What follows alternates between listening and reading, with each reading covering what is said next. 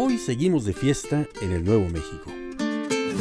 Un seguimiento a la emisión de nuestro programa número 100. Y en esta segunda parte quisiera seguir recordando algunas de las conversaciones más célebres que he tenido en este viaje que busca conocer nuestro origen y el destino como país. Nuestra primera parada será en el Castillo de Chapultepec, donde pude platicar con el escritor Eugenio Aguirre sobre uno de los fenómenos sociales más complejos de nuestra identidad, el nacionalismo mexicano. Yo recuerdo de tu magnífico texto de Gonzalo Guerrero, en donde pues tú nos reseñas cómo, de hecho, los primeros mexicanos aparecieron de la unión de este español náufrago en las costas de lo que ahora es Quintana Roo.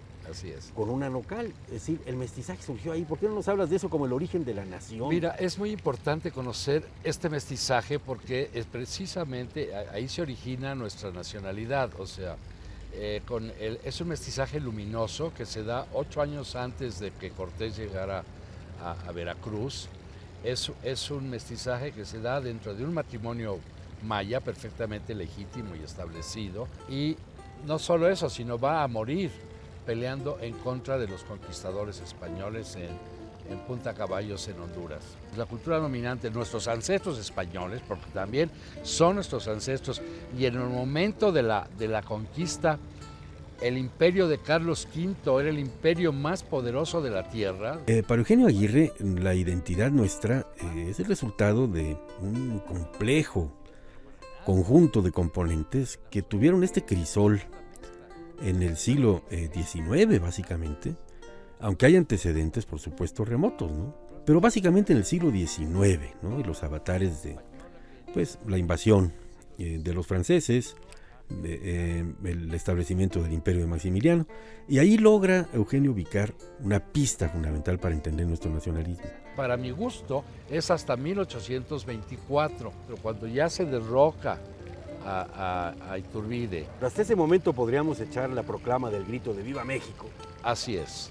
Ya en ese momento se empieza a gestar un nacionalismo. Ya cuando se logra la República restaurada después del imperio Maximiliano, ya hay un sentido de nacionalidad. Debo decirte que Maximiliano era un hombre muy nacionalista y muy mexicano. Era muy nacionalista y muy mexicano. Así inclusive muchas de sus actividades las atendía vestido de charro. Sí. El nacionalismo es un pensamiento diversificado entre la sociedad mexicana y cada quien asume su nacionalismo como lo entiende. Pero hablo de un nacionalismo sano, no del chauvinismo ramplón, el nacionalismo ultranza de que los mejores tamales del mundo son mexicanos. Eso no nos interesa. El nacionalismo debe estar fundamentado en nuestros antecedentes culturales.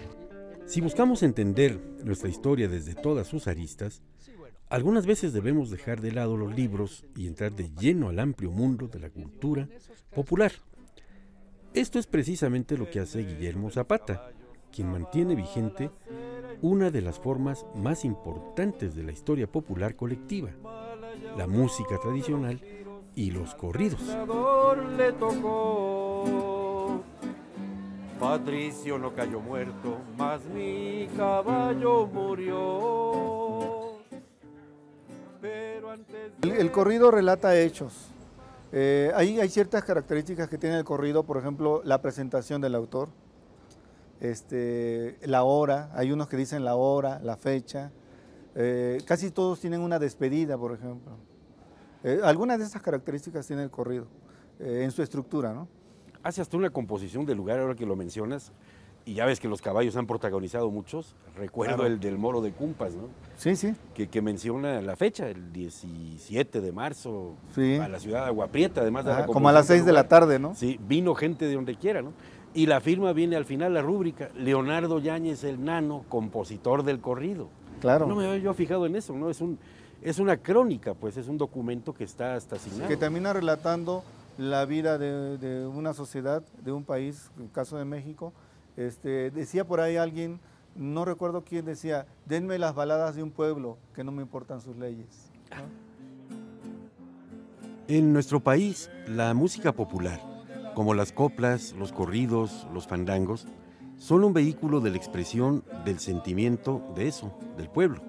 De tus hallazgos, si alguna etapa de la historia de México ha sido abundantemente cantada, es la Revolución. Yo creo que ha sido una profusión, pero muy, muy rica de folclore, de corridos, de canto popular, de escribir la historia en música. ¿Tú lo piensas así? Sí, fíjate que el corrido, por ejemplo, nos permite tener acceso a datos que los historiadores no consignan. Voy a poner un ejemplo. Encontré una hoja volante, un díptico, donde viene la noticia de que capturaron a la familia del Atila Suriano Emiliano Zapata. Y del otro lado viene el corrido del bautizo del hijo de Zapata. Y entonces en el famoso corrido bueno, que encontré y le puse música. Porque tú te encontraste la hoja volante, el corrido, literalmente. Hice un guapango. Y seguramente tuvo música, pero no se sabe. Posiblemente. ¿No? Es que había muchas letras que son corridos que no tenían música. Bueno, ya que estamos completos con Habib. Habib, ¿cómo te va? Buenas tardes. Muy buenas tardes. Me dice que vas a hacerle segunda aquí al Caudillo del Son. Exactamente. Lo vas a segundar. Estamos haciendo historia, básicamente, ¿eh? Y estamos haciendo una reconstrucción del ser mexicano a través de lo que ha cantado, cómo lo ha cantado y cómo lo ha redactado. Pero ahora, ¿por qué no comenzamos de adelante para atrás? Porque tú cantas como cronista, guitarra en mano, Caudillo del Son, al fin eres lo que está pasando hoy. ¿Tienes un ejemplo para que nos oigan de un acontecimiento muy reciente que tú narres en una crónica musical? Sí, hice una crónica, un relato de la indígena mazateca que parió afuera del hospital porque no la aceptaron bajo el pretexto de que no hablaba español. Cosa terrible, y parió en el Pasto, ¿no? Hay una foto que todos conocen, es muy reciente, es muy reciente.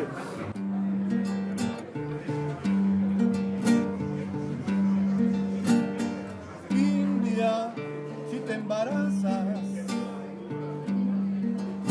y van a ser tu criatura, no esperes que alguien te vea, ay mamá, no esperes ninguna ayuda. India, si te embarazas y van a ser tu criatura, no esperes que alguien te vea, ay mamá, no esperes ninguna ayuda. Ya no llores, no, ya no llores, no, aunque es muy grande el dolor, nadie escucha tu garganta, porque no hablas el español, nadie escucha tu garganta. Terminamos este programa arribando a uno de los temas más examinados en el Nuevo México, el tema de la literatura mexicana. Sin embargo, la conversación hoy, recordaré, no será con uno de los grandes escritores del canon, sino con un representante de las nuevas generaciones que hoy están destruyendo paradigmas y expandiendo las fronteras literarias de nuestro país. Bernardo Fernández, mejor conocido como Bef, es un escritor que llegó a las letras a través de los cómics. Entre sus muchas novelas se encuentran Cuello Blanco, Hielo Negro y Ojos de Lagarto. Cuando yo empecé a publicar, sacaba cuentas hace rato, hace casi 20 años, era entrar por la puerta trasera. O sea, lo que ahora llamamos literatura de la imaginación, Sí. siempre ha tenido muy poco o nulo prestigio en las letras mexicanas. Los autores que han trabajado esos temas, hasta les llamamos los raros, ¿no? Cuando hablamos de Francisco Tario, de Amparo Dávila, por hablar de hace 2 generaciones. A mí me interesaba los géneros especulativos, ciencia ficción, novela policíaca.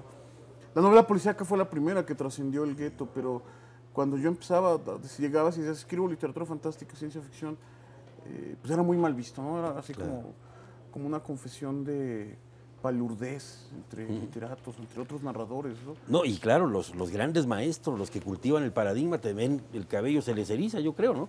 Yo Por eso creo estás que- condenado a estar fuera del canon. Porque además también había una cultura monolítica en la cual había una opinión o un canon que decía, aquí se publica este perfil y esto. Nosotros tenemos esta tradición del realismo social en la literatura mexicana. ¿Te sientes a gusto en este momento escribiendo y publicando en Sí, México? sí, por ¿Alguna supuesto. atadura, alguna presión? No, ninguna. ¿Alguna autocensura? No, lo que hace es que ahora se ha diversificado porque ha crecido el mercado. O sea, el hecho de que estemos en una librería como esta, que se han multiplicado de 10 años para acá, habla de pues, que hay un mercado. Siempre hay esta cosa como del que no se lee en México, pero al mismo tiempo. Eso te iba a decir, está ya esa construcción social de que Pero es México que no si se lee. tú dices que se leen más o menos 2 libros al año en promedio, por 100 millones de mexicanos son 200 millones de libros, que yo creo que no se venden en Francia. No sé. Oye, y el libro que tengo en mis manos se llama Bajo la Máscara, que tiene ilustraciones que no son tuyas. De Patricio Beteo. Patricio Beteo. Este es el más reciente. El último, sí.